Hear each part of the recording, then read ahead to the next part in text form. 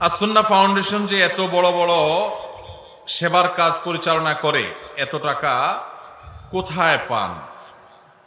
ভাইরা আমার, আসুন্নাহ ফাউন্ডেশনের অনেক কার্যক্রম আপনারা দেখেন অনলাইনে, অফলাইনে, বিভিন্নভাবে। মূলত একটা প্রজেক্ট বাস্তবায়ন করতে আমরা যে পরিমাণ টাকা খরচ করি, অনেকে মনে করেন এর চাইতে অনেক বেশি টাকা লাগে।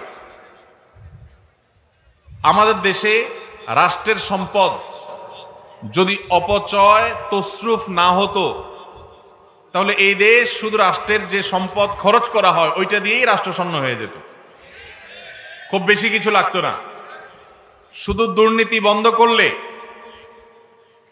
অপশাসন বন্ধ করা গেলে, অপচয় বন্ধ করা গেলে, রাষ্ট্রের টাকাকে যদি আমানত মনে করে কর্তা ব্যক্তিরা প্রতিটা টাকা চিবিয়ে রস যেরকম বের করে নিজের পকেটের টাকাটার, ওইরকম রাষ্ট্রের টাকাটা যদি আমানত মনে করে খরচ করত, তাহলে যে পরিমাণ টাকা রাষ্ট্র খরচ করে তাতে রাষ্ট্রের আসলে তেমন কোনো সংকট থাকার কথা তো না। আসুন্নাহ ফাউন্ডেশন যে শত শত কোটি টাকা নিয়ে বসে আছে আর খরচ করে আসলে তা কিন্তু না।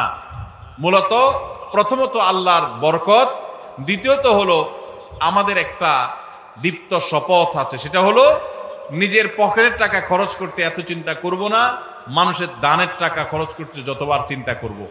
এবং আল্লাহর ফজলে সেজন্য আল্লাহ তাআলা বরকত দেন।